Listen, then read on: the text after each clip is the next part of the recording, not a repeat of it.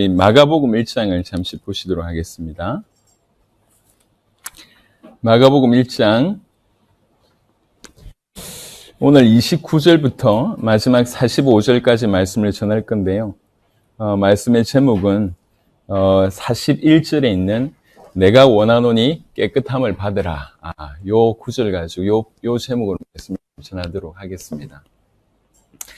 사실 이제 우리가 지금 마가복음을 쭉 보고 있는데 우리가 성경을 보면서도 핵심을 놓칠 경우들이 많습니다. 그러니까 항상 여러분들이 핵심을 기억하시길 바랍니다. 성경은 우리에게 왜 성경이냐면 우리의 구원입니다.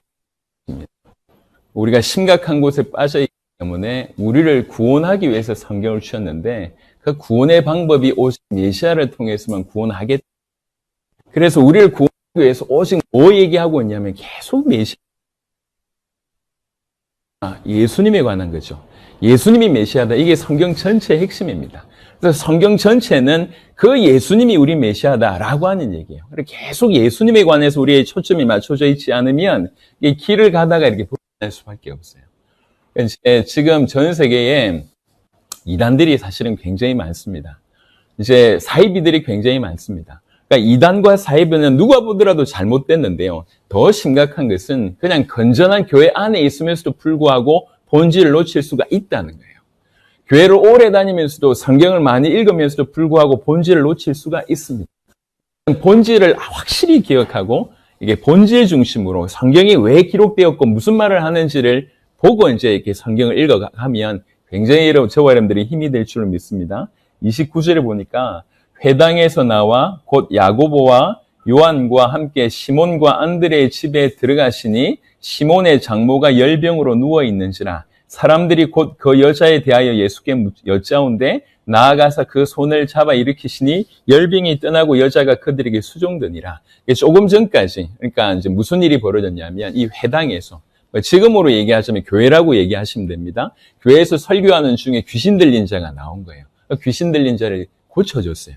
그래놓고 회당에서 나오자마자 누구 집에 갔냐면 시몬의 집에 갔습니다. 이 시몬이 누구냐면 시몬은 베드로의 옛날 이름이에요.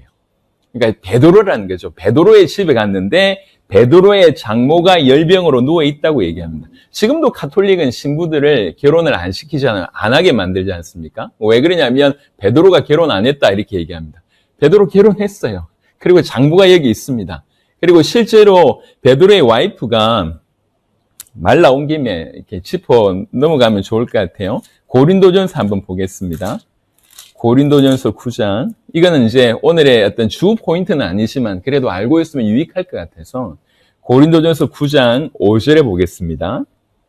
고린도전서 9장 5절에 이런 말이 있습니다. 사도 바울이 지금 고린도 교회 편지를 쓰면서 뭐라고 얘기하냐면 우리가 즉 바울과 같은 사람이 우리가 다른 사도들과 주의 형제들과 게바는 또 다른 베드로의 이름이에요. 똑같은 베드로인데 게바라고도 하고 시몬이라고도 합니다. 게바와 같이 믿음의 자매 된 아내를 데리고 다닐 권리가 없겠느냐? 여기서 보면 아시겠지만 베드로는 항상 자기 아내를 데리고 다녔어요. 사역을 하면서. 제가 이제 아내하고 같이 해외 사역 가는 것처럼 그런 일을 했다는 거죠. 그러다가 이제 전성에 보면 베드로의 아내가 먼저 순교하게 됩니다.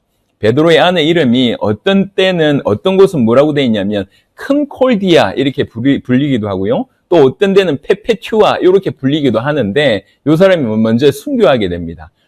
베드로 목전에서 순교하게 되는데 그때 베드로가 아내를 향해서 오직 주님만 생각해라 라고 권면하고 또 본인도 그렇게 하면서 순교당한 일이 벌어졌습니다. 전성에 있는 얘기입니다. 즉 베드로는 결혼했다라고 하는 것을 분명히 성경에 기록되어 있는데 이걸 지금 가톨릭이 비튼 거죠. 그래서 신부들, 수녀들 결혼 안 시키잖아요. 왜? 그러면서 결혼 안 시키면서 베드로의 어떤 그 삶을 따라서 우리가 이렇게 한다라고 얘기하는데 다 거짓말입니다. 근데 진짜 기가 막힌 것은 거짓말이라도 저렇게 충성하잖아요. 이건 우리가 배울 게 있다는 거죠. 자, 이거는 이제 약간 번외의 내용이었습니다. 여튼 지금 가보니까 시몬의 장모가 열병으로 누워있다고 얘기합니다. 어떤 병인지는 잘 모르겠는데 열병으로 누워있대요. 사람들이 그 여자에 대하여 예수께 여짜온데 부탁을 했다는 얘기죠. 그러니까 나아가서 그 손을 잡아 일으키시니 열병이 떠나고 여자가 그들에게 수종드니라 이렇게 되어 있습니다. 자, 여기에서 우리가 간단하게 볼 것은 뭐냐면 여러분 병이잖아요. 열병이 분명히 병인데 누가복음에는 요 본문 가지고 다르게 좀 설명했어요. 잠시 보겠습니다. 누가복음 4장 요 똑같은 요 기록에 대해서 마태복음, 누가복음, 마가복음이 다 나와 있는데요. 누가복음 4장에 오늘 보실 말씀하고 조금 연결돼서 일부러 제가 포장은 말씀을 드렸습니다. 누가복음 4장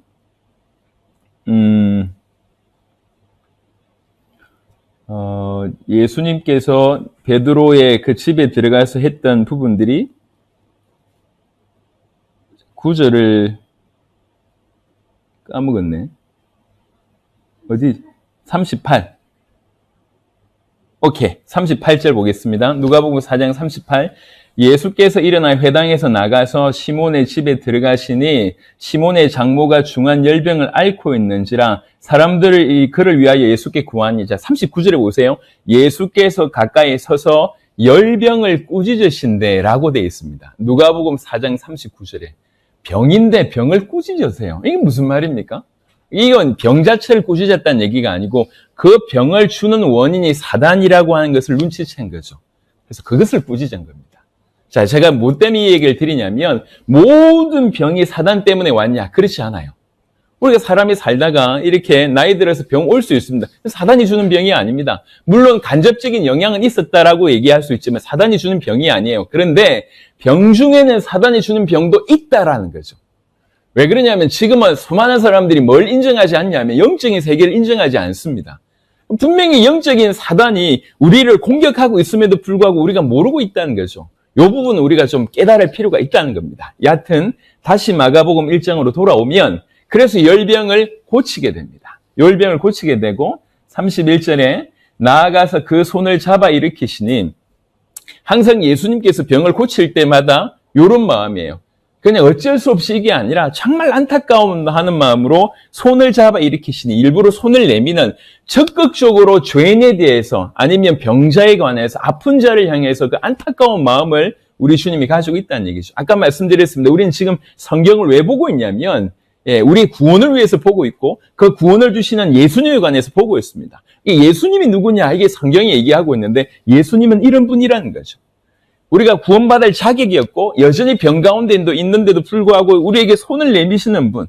우리는 한 게 아무것도 없는데도 불구하고 처음부터 끝까지 죄밖에 없고 죄덩어리인데 사람들 사이에서도 비난받을 수밖에 없는데 그럼에도 불구하고 우리 하나님은 우리를 외면하지 아니하시고 우리 주님은 우리를 외면하지 않으시고 우리를 찾아오셔서 우리에게 손 내미시는 분이다라고 성경은 그렇게 얘기하고 있습니다. 손을 내밀어 잡아 일으키시니 열병이 떠나가고 그 다음에 여자가 그들에게 수종드니라라고 해요. 이 여자가 누굽니까? 시몬의 장모입니다. 구원받은 사람은요. 진짜로 하나님을 만난 사람, 정말로 예수님이 나를 구원하셨다라고 믿어지는 사람은 뭐 할 수밖에 없냐면 이렇게 어떻게든 주님을 섬기고자 하는 마음이 나올 수밖에 없습니다. 그건 이전에 없던 마음인데 구원받은 자는 그래서 주와 복음을 위해서 뭔가를 하고 싶다라고 하는 마음이 생기는 거죠. 지금 여러분들 속에 마음이 그런 마음이 있다 하면 틀림없이 상당수 많은 배경은 구원받았기 때문에 구원받은 은혜 때문에 그런 일을 하는 겁니다. 내가 복음 때문에 헌금을 하고 싶다. 복음 때문에 무슨 일을 하고 싶다. 내가 예수님을 위해서 뭘 하고 싶다. 이런 마음은 주님이 주신 마음입니다. 자, 그래서 그 사건이 일단락이 되고요. 32절에 그냥 읽으면 모를 말이 있어요. 점으로 해질 때의 모든 병자와 귀신 들린 자를 예수께 데려오니. 자, 여기 본문에서 우리가 봐야 될 게 뭐냐면 지금 병자들과 귀신 들린 자를 예수께 데려옵니다. 언제 데려옵니까? 점으로 해질 때에. 여러분, 사람을 방문하는데 어두웠을 때 방문합니까? 그렇지 않지 않습니까? 원래 해 있을 때 방문해야 되잖아요. 그리고 이런 거죠. 예수님이 병을 고쳤대. 저 귀신 들린 자도 고쳤대. 저 장모의 열병도 고쳤대라고 하는 소문이 일시에 퍼졌습니다. 그러면 기다릴 필요 없이 와야 될 거 아니에요. 근데 왜 이렇게 점으로 해질 때에 왔냐는 거죠. 요건 그냥 단순한 얘기가 아니에요. 자, 이 날이 어떤 날이냐면 지금 쭉 연속되는 얘기입니다. 마가복음 1장에 보시면 조금 전에 우리가 읽었던 그 이면의 얘기를 좀 보겠습니다. 마가복음 1장 21절에 그들이 가브나움에 들어가니라 예수께서 곧 안식일의 회당에 들어가 가르치심에 지금 이날은 안식일이에요. 안식일. 안식일은 말 그대로 안식하는 날입니다. 하나님께서 이렇게 창조를 하시고 나서 7째 날에 쉬셨어요. 그러니까 내가 쉬었으니 너희도 쉬어라 라고 하는 것이 안식일입니다. 그래서 이 안식일은 뭐냐면 말 그대로 모든 것을 내버려 두고 하나님을 바라보면서 하나님 안에 쉴 것을 요구하는 것이 안식일입니다. 근데 이게 이제 율법으로 어떻게 해석되기 시작했냐면 하나님을 바라보는 것이 우선인데 일을 안 하는 것이 더 중요하다 이렇게 간 겁니다. 그러니까 하는 일을 멈추고 하나님을 바라보고 하나님 안에서 쉬어라 이게 안식인데 하나님 바라보고 하나님 쉬기 위해서는 일단 일 쉬어야 돼. 그러니까 일하면 안 돼. 일을 하면 율법을 어긴 거야. 이렇게 된 거예요. 그래서 안식일에는 구약에는 안식일 같은 경우에는 지켜야 될 법이 어마어마하게 많았습니다. 예컨대 예를 들면 한 500m까지 걸어가는 것은 일이 아니에요. 500m 넘어갔다 일이라. 그리고 예를 들면 이렇게 그 곡식 있잖아요. 곡식을 이렇게 손바닥으로 위에 올린다. 여기 일이라. 그럼 율법을 범한 거예요. 말도 안 되는 얘기지 않습니까? 그리고 이렇게 이불 같은 거 이렇게 걸었다. 그게 일이에요. 그러니까 안식일의 기본적인 주신 의미는 뭐냐면 다 육신적인 일 다 그만두고 나를 바라봐. 정말 내 안에서 참된 쉼을 얻어. 이게 안식일인데 그러려고 하면 일을 쉬어야 되지 않습니까? 요게 중요한 건데 요거 하는 거예요. 요거. 그래서 지금 요 배경이 그런 겁니다. 안식일엔 움직이지 말아야 되거든. 안식일은 우리로 얘기하자면 금요일 밤 해질 때부터 토요일 해질 때까지. 그러니까 금요일 밤부터 토요일 오후까지예요. 요게 안식일이에요. 요때는 일하면 안 돼요. 지금 안식일이잖아요. 그래서 요 낮에 못 온 거야. 토요일 오후에 못 온 거지. 해 땅 치니까 몰려온 겁니다. 요 얘기 알겠죠? 무슨 얘기인지? 이게 지금 뭘 얘기하냐면 지금 병들이 있잖아요. 얼마나 오죽하면 병이 있는데 못 가는 거야. 왜 그러냐? 안식일 때문에. 안 그래도 지금 몸이 지금 힘들어 아파 죽겠는데 저기 사는 길이 있음에도 불구하고 못 움직이는 겁니다. 왜 그렇습니까? 율법 때문에. 율법. 안식일을 지켜야 된다. 일하면 안 된다라고 한 것 때 잡혀 있는 겁니다. 보세요. 병이 있지. 안 그래도 힘들어 죽겠는데 병이 있지. 마음 힘들지 하는데도 율법에 또 나름대로 하나님을 섬긴다고 율법을 사로잡혀 있는 거예요. 이게 이 사람들의 모습입니다. 이게 오늘날 우리의 모습일 수 있습니다.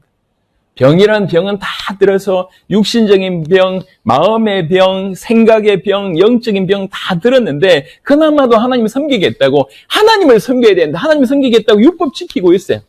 근데 기가 막힌 건 율법을 지키고 있지 하나님과의 그 긴밀한 이런 것들을 못 누리고 있는 거예요. 그래서 이런 사람들을 향해서 예수님께서 굉장히 신랄하게 비난하신 구절이 있습니다. 한번 보겠습니다. 이 구절은 여러분들한테 좀 유익할 것 같아서 마태복음 23장 한번 볼게요.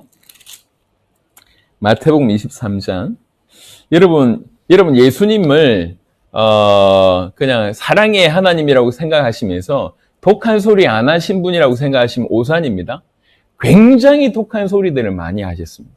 그것도 이제 바리새인들이나 그때 당시 유대인들의 어떤 지도자들한테 대놓고 얘기했습니다. 뱀들아 독사의 새끼들아. 대놓고 얘기했어요. 엄청난 저주를 쏟아부었습니다. 마태복음 23장에도 그런 내용들이 많은데요. 그 중에 23절 보겠습니다. 마태복음 23장 23절 화 있을진저 외식하는 서기관들과 바리새인들이여. 겉으로는 지키는 척 하면서 속으로는 전혀 지키지 않는 걸 외식한다고 얘기합니다. 형식적으로 한다는 얘기입니다. 외식하는 서기관들과 바리새인들이여 너희가 박하와 회양과 근처에 11조론 들이되 율법을 지킨다고 하면서 이런 여러 가지 것들을 마음껏 11조론 들이지만 율법에 더 중한 바 정의와 긍휼과 믿음은 버렸더라. 무슨 말이냐? 하나님을 섬긴다고 율법은 섬기지만 진짜로 하나님 너희가 믿지 않지 않냐? 그 믿음 버렸다. 또 하나님께서 그토록 영혼들을 불쌍하게 여기는 마음, 그 긍휼, 너희가 그거 없다. 그리고 정말 하나님께서 정의를 원하신데 너희 그거 없다. 그러면서 껍데기만 율법 지키고 있지 않냐? 너희뿐만 아니라 저 불쌍한 사람들에게도 율법만 강조하고 있지 않냐? 하나님을 만나야 되는데 요 얘기입니다. 그래서 이제 제가 조금 흥분해서 말씀 좀 드리는데 지금 그래요, 상황이. 그러니까 마가복음 1장을 다시 우리 병든 자의 입장으로 생각해 보세요. 지금 예수님께서 누군가를 고치셨대요. 자기는 지금 병들어 죽겠는데 귀신 들린 사람도 있고 병든 사람도 있고 저기 가면 낫겠는데 움직이질 못하는 거야. 왜 그래? 오늘 안식일이네. 움직임이 일을 하게 되는 것이고 그 일을 하게 되면 율법을 범하게 되는 거기 때문에 율법을 범하게 되면 여러 가지 책망이 있잖아요. 이러지도 저러지도 못하는 거예요. 몸은 몸대로 마음은 마음대로 병들어 있는데 율법이라고 한 것 때문에 율법을 주신 것은 진실로 하나님을 섬기라고 하는 건데 하나님을 만나지도 못하고 율법 언저리에서 이렇게 헤매고 있는 모습들입니다. 해질 때에 이런 사람들이 저물매 해질 때 막 몰려오는 겁니다.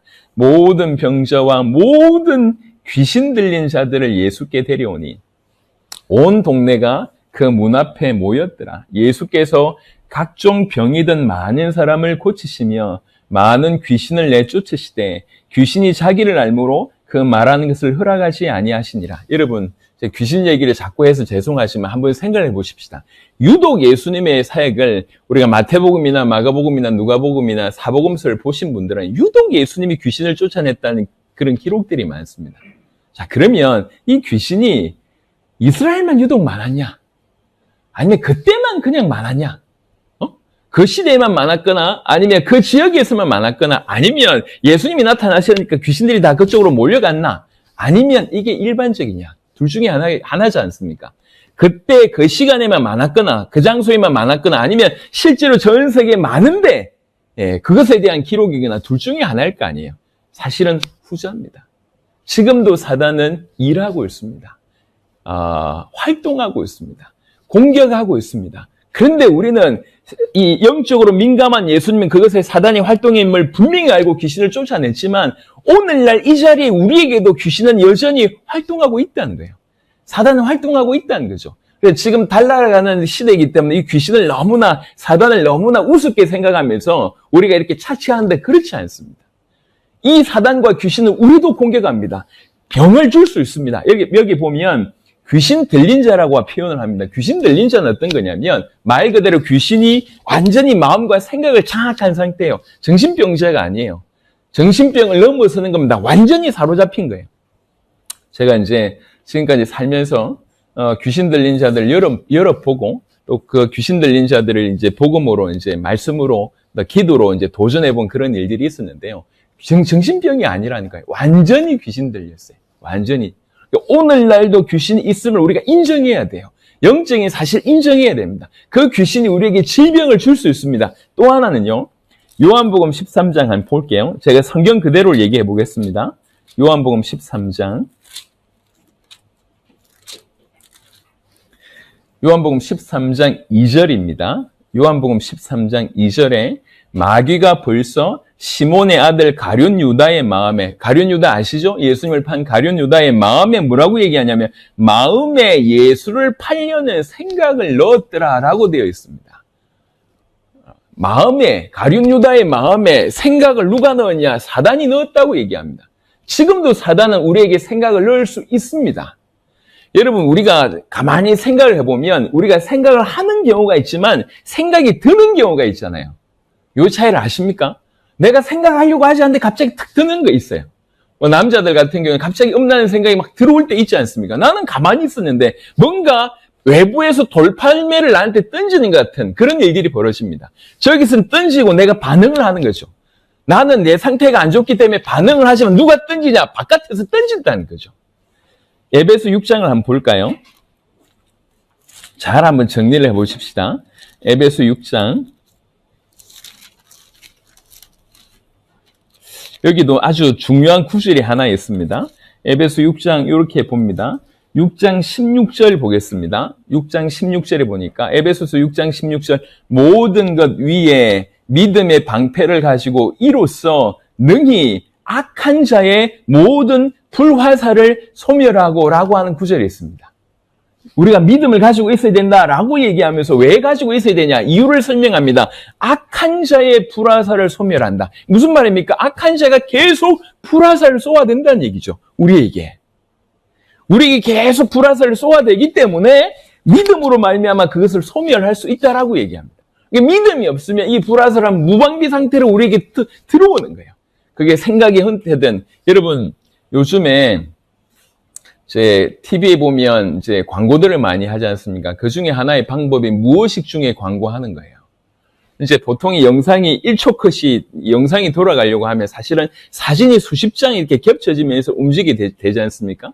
이게 40장, 수십 장 움직이는 중에 전혀 뜬금없이 사람이 움직이는 영상 중에 뜬금없이 인지는 못하지만 코카콜라 같은 어떤 이렇게 사진 한 장 더 놓으면 갑자기 그 영상을 보면서 코카콜라가 먹고 싶다 이런 생각이 든대요.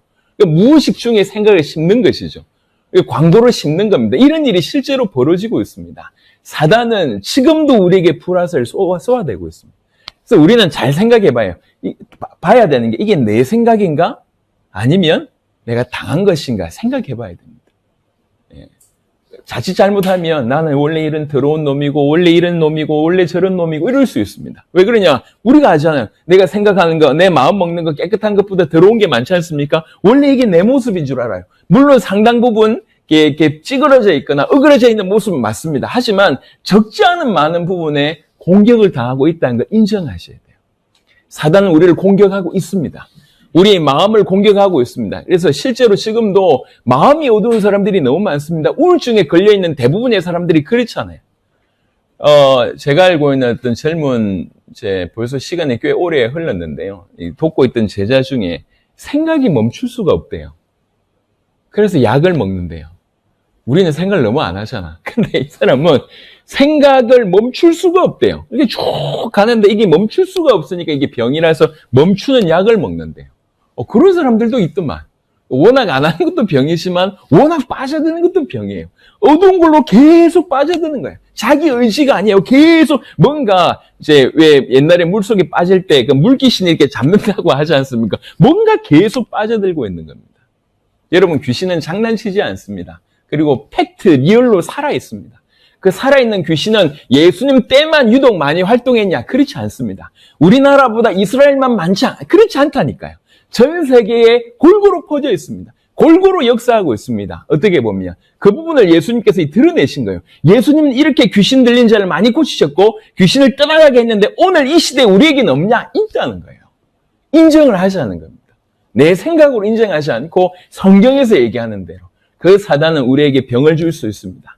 그 사단은 우리에게 불화살을 쏠 수 있습니다. 모든 어려움의 근원이 될 수 있다는 거죠. 불화살이라고 얘기할 때. 그리고 우리 마음에 생각을 집어넣을 수 있습니다. 더러운 생각, 어두운 생각, 사단이 집어넣을 수 있습니다.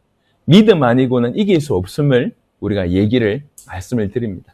자, 다시 마가복음 1장으로 다시 돌아와서 32절부터 저물어 해질 때 모든 병자와 귀신 들린 자를 예수께 데려오니 온 동네가 그 문 앞에 모였더라. 예수께서 각종 병이든 많은 사람을 고치시며 많은 귀신을 쫓아내시되 뭐라고 얘기하냐면 귀신이 자기를 알므로 그 말하는 것을 허락하지 아니하시니라. 귀신이 다 예수님을 알아요. 그래서 귀신이 예수님을 이 사람은 하나님의 아들이다, 이 사람은 메시아다라 얘기한 걸 예수님이 막았대요.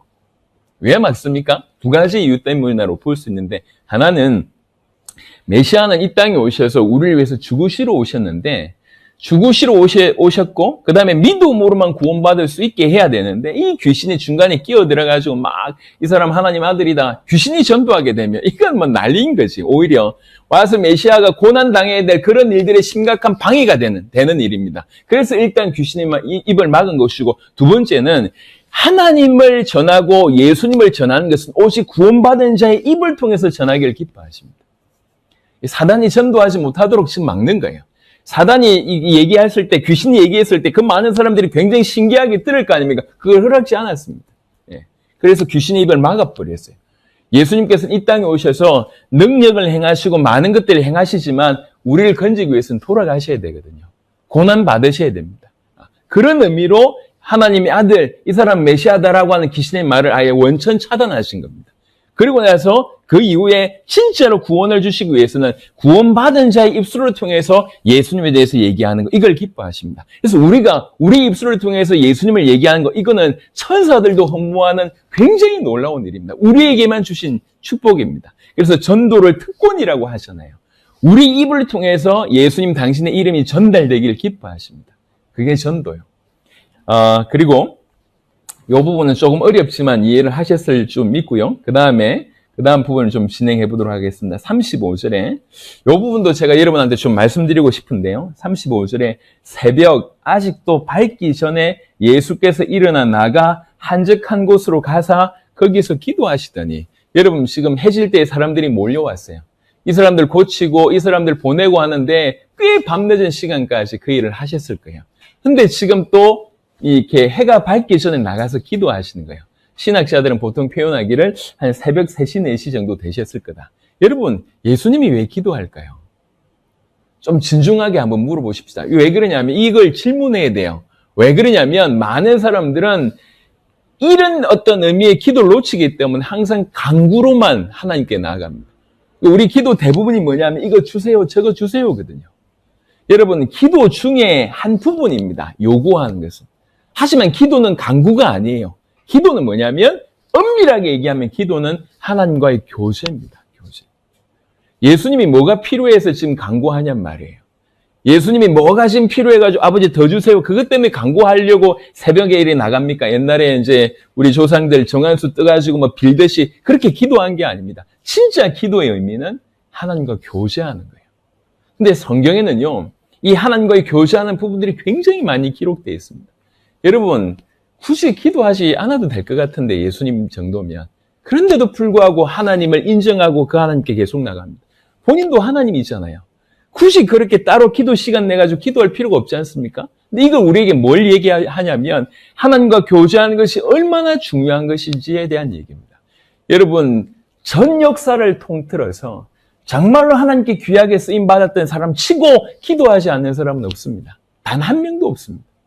여러분, 이것은 영적인 일이기 때문에 우리가 하나님과 가까이 가면 갈수록 또 하나님께 은혜를 받으면 받을수록 우리가 하나님의 일을 할 수 있습니다.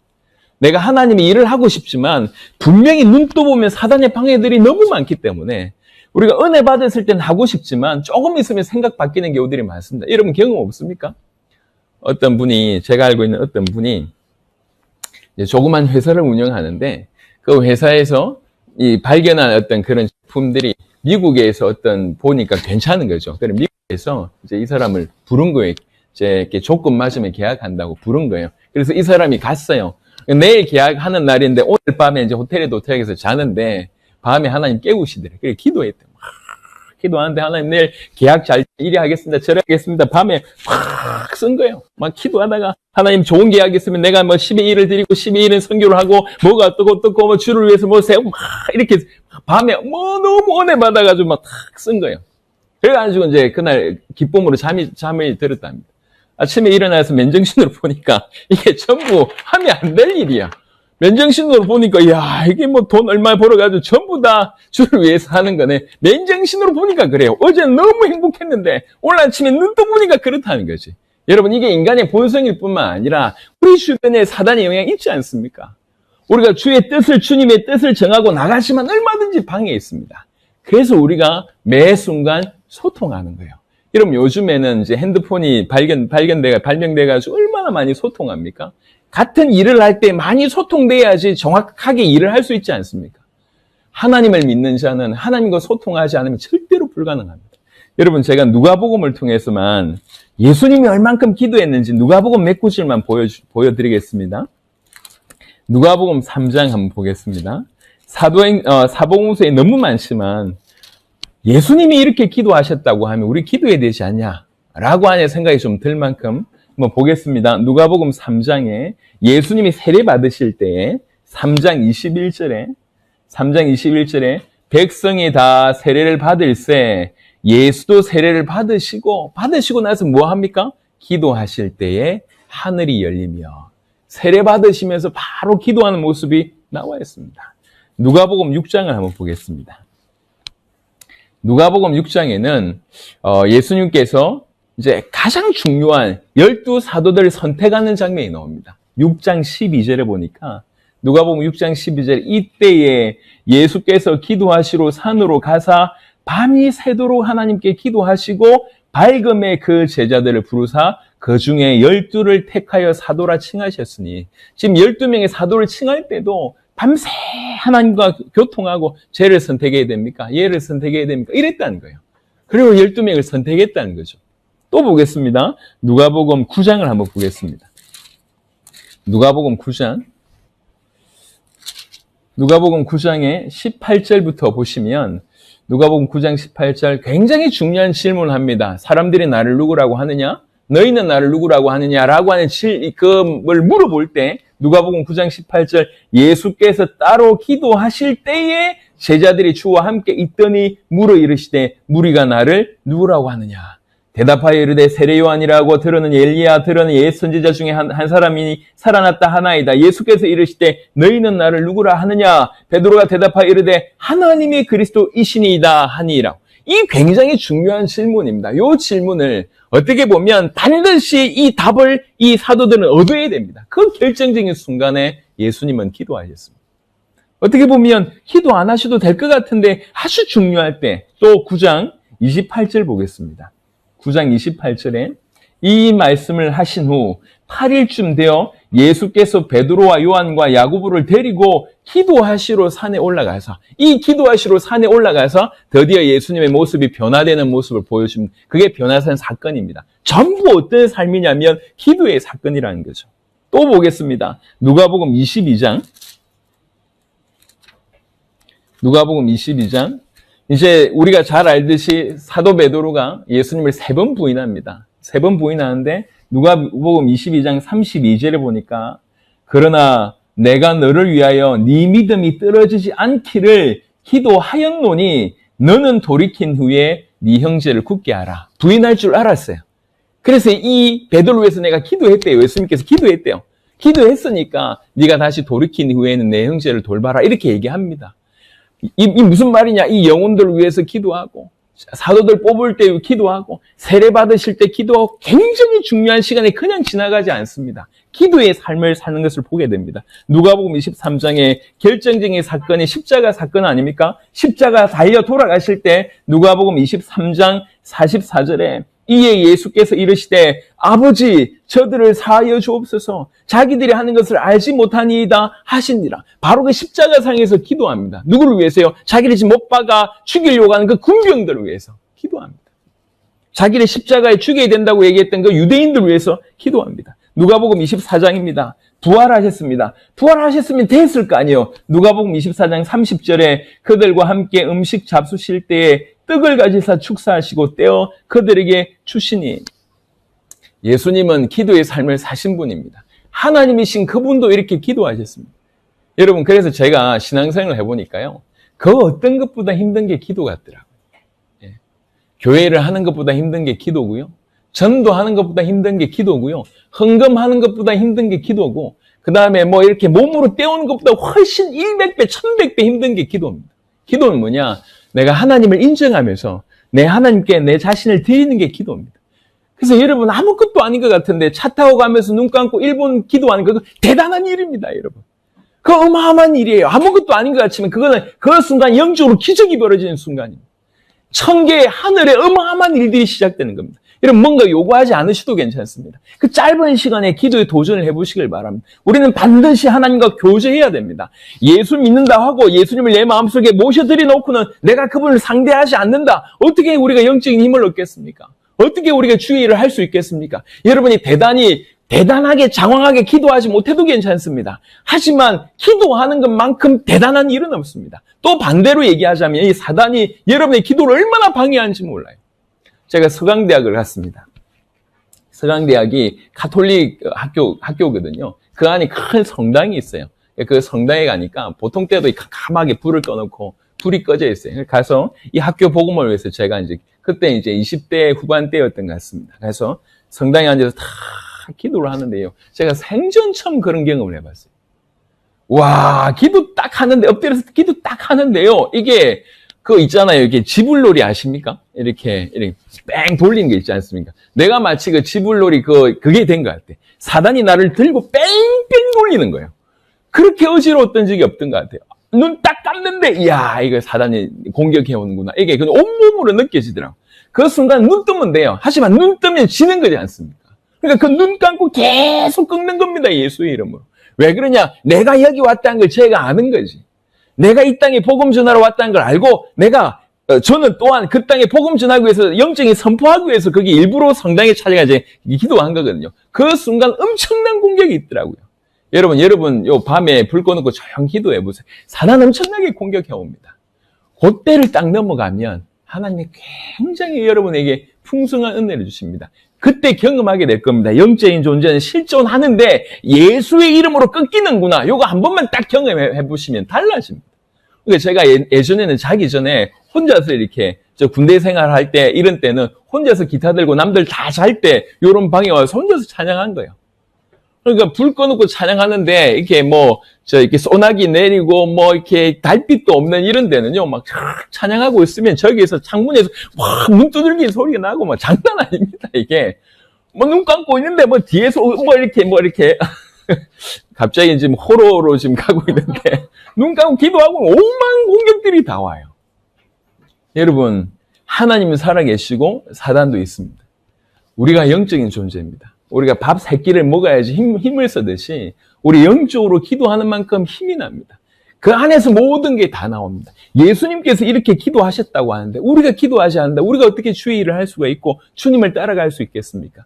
그래서 여러분들이 기도한 것이 너무 중요한데 그만큼 또 사단이 방해하는 거예요.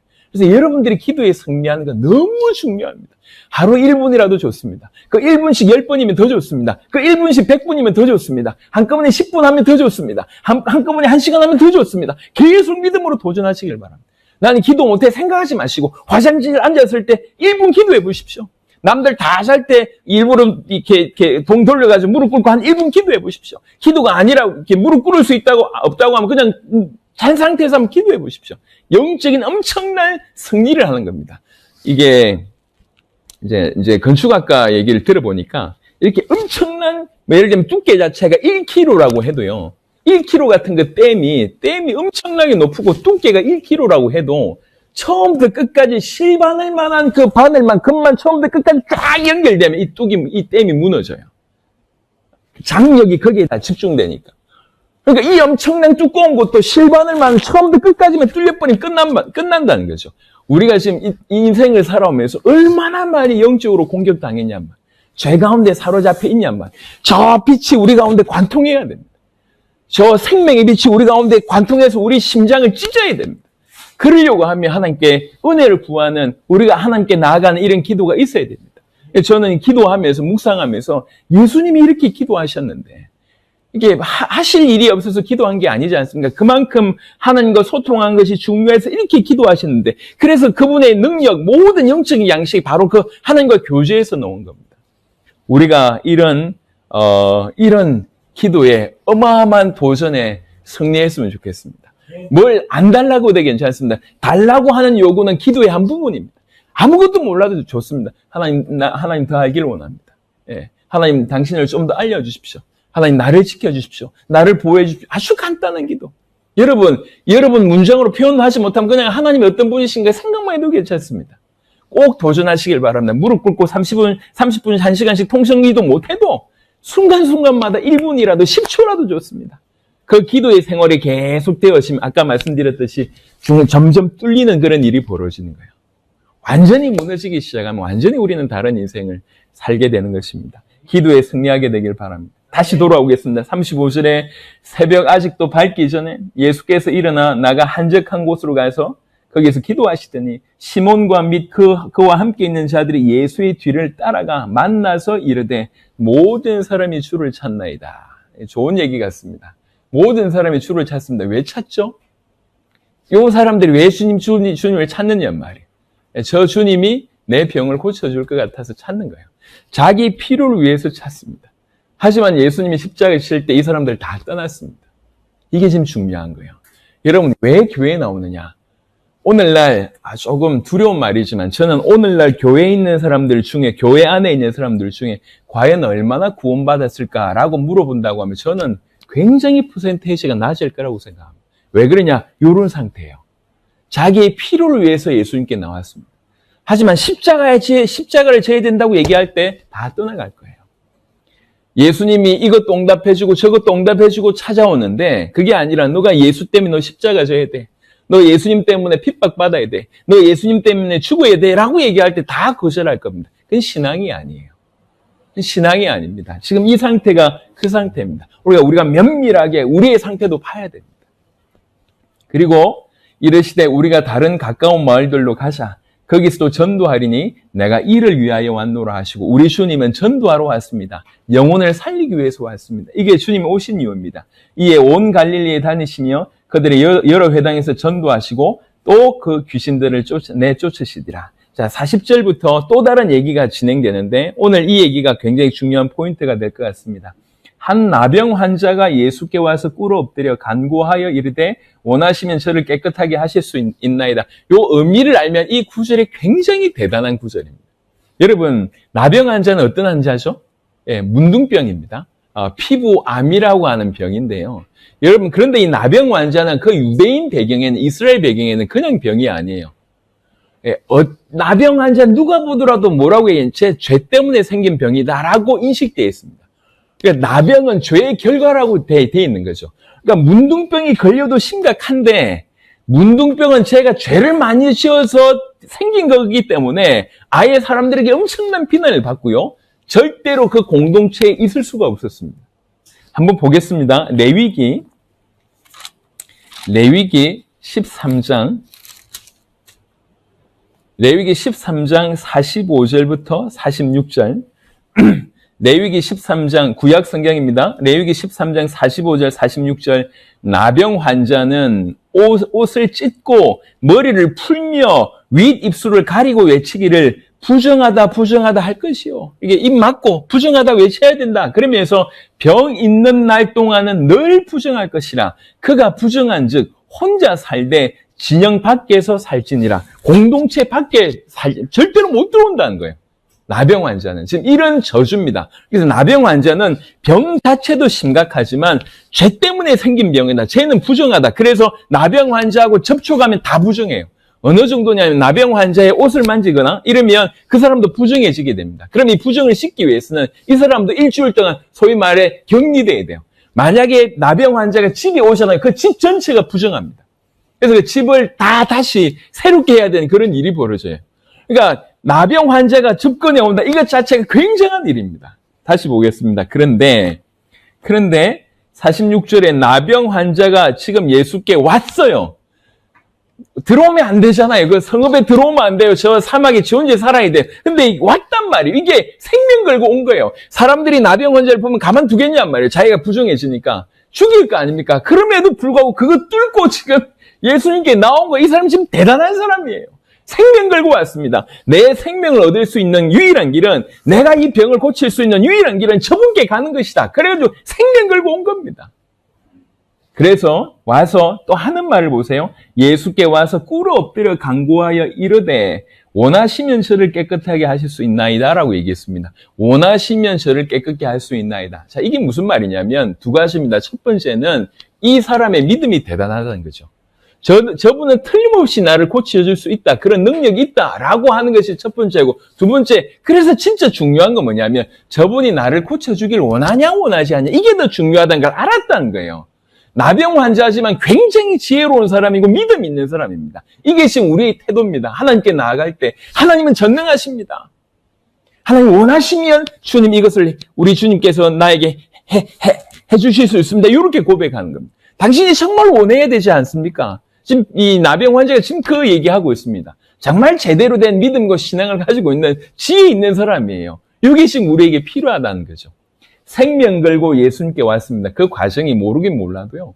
어마어마한 그런 어려움이 있었을 거예요. 얼마나 사람들이 예수님 주위에 지금 병 고치니까 예수님 주위에 얼마나 많았습니까? 나병 환자는 표가 날 거 아니에요. 그 다음에 온몸 가리고 막 이래가지고 숨어가지고 왔는데 보자마자 바로 꿇어 엎드려서 한단 말이 고쳐주세요. 이게 아니에요. 나 좀 어떻게 해주세요. 이게 아닙니다. 뭐라고 얘기하냐. 당신은 고칠 수 있는 능력이 있습니다. 그래서 당신이 원하시면 나를 이렇게 얘기하는 거예요. 당신이 원하시면. 이게 정말 중요한 신앙의 고백입니다. 우리 나병 환자한테 그걸 배워야 될 것 같아요. 또 하나는요. 원하시면 저를 깨끗하게 하실 수 있나이다라고 얘기합니다. 보통은 뭘 해야 됩니까? 원하시면 나를 고칠 수 있습니다. 이렇게 얘기해야 될 거 아니에요. 나를 좀 고쳐주세요. 이렇게 얘기해야 될 거 아니에요. 나를 고쳐주세요라고 하지 않고 나를 깨끗하게 해주세요라고 얘기하는 거예요. 이게 무슨 말이냐면 내 지금 병보다 심각한 것은 깨끗함을 받아야지 그 공동체 안에 있고 깨끗함을 받아야지 내가 하나님을 이렇게 섬길 수 있지 않습니까? 아까 말씀드렸듯이 죄의 결과가 나병이라고 인식하고 있는 거예요. 그러니까 나병보다는 이 죄 자체까지 지금 물어본 겁니다. 나병도 해결해 주실 뿐만 아니라 이것이 죄의 결과 때문이라고 하면 이 안에 있는 이 더러운 죄까지 해결해 주세요. 그 얘기입니다. 나를 깨끗게 해주세요. 지금 이게 우리의 기도 제목이어야 합니다. 왜 그러냐? 사실 우리가 세상 가운데 너무 많은 때를 가지고 있지 않습니까? 여기는 육신적인 문둥병이지만 우리 마음의 문둥병, 생각의 문둥병, 영혼의 문둥병의 상태가 우리 가운데 있다는 거죠. 우리의 더러움이 있지 않습니까? 당신이 깨끗하면 당신이 원하시면 나를 깨끗게 하실 수 있나이다. 그런데 그때 41절에 오늘 이제 제목으로 붙인 것입니다. 예수께서 불쌍히 여기사 손을 내밀어 그에게 대시며 이르시되 내가 원하노니 깨끗함을 받으라. 여러분 지금 문둥병자에게 손을 내밀면 어떻게 됩니까? 부정해집니다. 율법으로 얘기하면 부정해져요. 피해야 됩니다. 그런데 손을 먼저 내밉니다. 율법을 어기면서 손을 내민다고요. 손을 내밀면 누구한테 지금 내밉니까? 온몸이 병들어서 죽을 수밖에 없고 죄덩어리며 질병 덩어리인 자에게 지금 손을 내밉니다. 그러면서 뭐라고 얘기하냐? 내가 원한다고 얘기합니다. 내가 그거 원해. 네가 깨끗해지길 내가 원해. 내가 원하노니 깨끗함을 받아라고 얘기합니다. 이게 지금 우리에게 하시는 말씀이에요. 내가 원해. 네가 깨끗하길 원해. 네가 낫기를 원해. 네가 회복되기를 원해. 네가 완전히 정말 하나님의 사람 되기를 원해. 내가 원해. 내가 간절히 원해. 이러면서 손을 우리에게 주시는 겁니다. 하나님의 은혜는 청량할 수가 없어요. 우리가 주님께 평생 살면서 한 게 없습니다. 아까 말씀드렸듯이 죄인으로 태어나서 일평생 죄 지은 것밖에 없고 앞으로도 우리의 미래는 죄인입니다. 우리에게서 나올 수 있는 선한 것이 하나도 없어요. 근데 지금 성경 얘기 누구 얘기한다고요? 우리의 구원자 되신 예수님 얘기를 하는 겁니다. 그 예수님이 어떤 분인지 얘기하는 겁니다. 그 예수님은 전능자십니다. 거기서 땡이 아니라는 거지. 그 전능자이신 그분이 우리를, 이 죄인인 우리를 얼마나 사랑하는지를 얘기하는 겁니다. 내가 원한다 이 얘기하는 겁니다. 네가 그런 상태에 있는 걸 내가 안다. 네가 그렇게 마음이 무너져 있고 생각이 무너져 있고 삶이 무너져 있고 환경이 무너져 있고 처음부터 과거부터 현재 미래까지 죄 가운데 살 수밖에 없다는 걸 내가 안다. 그럼에도 불구하고 네가 깨끗해지게 내가 원한다 라고 얘기하면서 율법을 어기시면서 손을 지금 내미시지 않습니까? 우리에게 손을 내미신 이 사건이 하나님이 인간의 육신을 입으신 사건의 모습입니다. 우리에게 손을 내미시잖아요. 우리를 살리기 위해서 그분이 오시잖아요. 우리 예수님은 우리가 어떠한 존재이든지 그분이 받으십니다. 김용희 선교사님이 이번 또 이제 만나시게 될 건데 김용희 선교사님이 술집 아들로 태어났어요. 술집 아들. 이게 이 아버님이 대단하셨던 분인 것 같아요. 그러면서 늘 폭력 쓰시고. 그러다가 한 푼 재산 남겨놓지 않고 이 본인 4학년 때 돌아가신 거예요. 그리고 어디로 갔냐면은 이제 마약쟁이들 이렇게 인신매매하고 성매매하는 그런 소굴에 들어가서 살았는데 이게 이제 왜소하고 그러다 보니까 늘 폭력배들 통해서 두들겨 맞고 이런 삶을 산 거죠. 자살 시도 여러 번 하고. 자살도 안 됐으니까 이제 뭐 하게 되냐면 자학을 하기 시작하는 거예요. 자기 몸. 왜 이렇게 됐냐면서. 스스로를 자학하는 그런 인생을 살았다. 그런 인생을 살았는데 교회를 간 거예요. 교회를 갔는데 이 얘기합니다. 그 누구에게도 사랑을 받아본 적이 없는데 하나님이 나를 사랑한다. 나를 위해서 아들을 대신 보내가지고 죽이셨다. 이게 전혀 믿겨지지도 않고 자기 엄마 아빠한테도 사랑을 제대로 못 받았는데 아버지는 그렇다 치고 엄마한테도 사랑한다는 얘기를 들어본 적이 없대요. 교회를 들락날락 하다가 그래도 교회는 인간 취급을 해주니까 교회를 들락날락 하다가 어느 날 진짜로 팩트로 하나님이 정말로 살아계시네. 살아계시는데 그 하나님이 나를 사랑하는데 미치도록 사랑해서 미치도록 사랑해서 그 아들까지 죽이시면서 나를 건지셨네라고 하는 것이 이게 진짜구나라고 부딪히는 그 순간. 그가 나를 사랑한다는 말이 이론이 아니구나, 진짜구나라고 부딪히는 순간, 그 순간 인생이 바뀌는 거예요. 그 순간. 그래서 지금 초등학교 4학년 졸업장이 전부입니다. 초등학교 4학년 졸업장이 전부인 이분이, 김용희 선교사님이 우리나라 전체를 흔들었어요. 지금도 정말 순수하게 복음을 사모한 사람들 다 저분의 영향을 받았습니다. 수만 명의 목회자들이 이 목사님한테 영향을 받았습니다. 이 선교사님한테 영향을 받았습니다. 어마어마한 일들이 이 한 분을 통해서 일어나고 있습니다. 이 한 분 때문에 종신선교사로 일평생 무소유로 지나면서 공동체 생활하면서 자기 인생을 드렸던 종신선교사가 350명이 나왔습니다. 이 한 분 때문에. 이 한 분 때문에 여러 단체가 세워져서 이게 우리나라 전역이 귀중한 역할들을 감당했습니다. 조금 더 자세하게 그런 간증을 하시겠지만. 이런 일들이 언제 벌어졌냐면 이게 진짜네 라고 부딪힌 거예요. 우리 아버지도, 우리 어머니도, 우리 가족도, 내 형도 나를 사랑해 준다는 말을 한 번도 한 적이 없는데 누가 보더라도 이 가치 없는 나를 정말로 나를 사랑하고 미치도록 사랑해서 아들을 죽이실 만큼 나를 사랑하신 것이 진짜구나라고 부딪히는 순간 마음이 열린 거예요. 그게 믿어지니까 이게 안에서 폭발하는 거예요. 이 어마어마한 일이 어찌 내가 이런 사랑을 받았나. 그때부터 내가 주를 위해서 복음을 위해서 살아야 되겠다. 한결같이 50년 60년은 한결같이 그 일을 위해서 지금 살아오신 겁니다. 참 귀하다. 여러분 이게 팩트입니다. 중요한 건 받아들이냐 안 받아들이냐의 차이지만 예수님께서 이렇게 손을 내미신 이 모습이 그냥 아주 짧은 순간에 내가 원하는 너 깨끗한 바다라고 손 내미는 이 순간이 예수님의 모든 모습을 설명해 주는 거예요. 생명 걸고 문둥병자는 찾아왔습니다. 어느 정도 간절한지 알았다는 거죠. 겉모습 보기에도 너무 처절한데 그 마음은 이미 무너졌을 거 아니에요. 일평생 죄인이라고 손가락질 받았고 인간관계 다 차단되어 있고 미래 없을 거 아니에요. 근데 그 자에게 손 내미시면서 내가 원한다. 네가 깨끗해지길 내가 원한다. 우리에게 지금 하시는 말씀입니다. 우리 주님이 간절히 원하신답니다. 우리 자신을. 우리가 깨끗해지기를. 내가 원하노니 깨끗함을 받으라. 곧 나병이 그 사람에게서 떠나가고 깨끗하여진지라 곧 보내시며 엄히 경고하사 이르시되 삼가 아무에게 아무 말도 하지 말고 가서 네 몸을 제사장에 보이고 네가 깨끗하게 되었으니 모세가 명한 것을 드려 그들에게 입증하라 하셨더라. 공식적인 입증이 있어야지 공동체에 들어갈 수 있으니까요. 이렇게 하라고 합니다. 그러나 그 사람이 나가서 이 일을 많이 전파하여 널리 퍼지게 하니 그러므로 예수께서 다시는 드러나게 동네에 들어가지 못하시고 오직 바깥 한적한 곳에 계셨으나 사방에서 사람들이 그에게로 나오더라. 보세요. 이게 이제 예수님께서 주의시키셔서 야 얘기하지 마. 딴 데 가서. 왜 이렇게 주의시켰냐면 예수님은 실제로 병 낫게 하기 위해서 오신 게 아니잖아요. 우리를 건져내시기 위해서 오신 것이지 않습니까? 근데 이 사람은 병을 고쳤으니 이 사람은 자기가 병 나았다는 얘기를 할 거 아니에요. 전부 예수님께 뭐 때문에 오기 시작하면 병 낫게 하려고 이제 오시는 거예요. 병 치유받으려고 사람들이 막 몰려오는 겁니다. 예수님은 진짜로 우리를 구원하기 위해서 이 길을 걸어야 되는데 계속 병자 치유해야 되는 이런 일이 사실 이 사람 때문에 일어난 거예요. 이 사람은 좋은 마음으로 했는데 이것도 한번 생각해 볼 필요가 있습니다.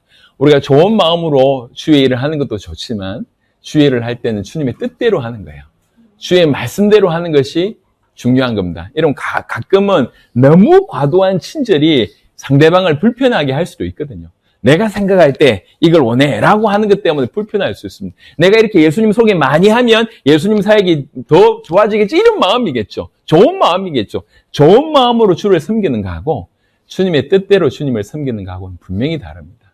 이런 부분들도 우리가 좀 생각하시면 좋겠다 싶습니다. 자, 말씀을 마무리하면서 오늘 귀신 들린 자, 병자들, 그 중에 이 시몬의 이 장모 또 나병 환자에 대한 얘기를 했습니다.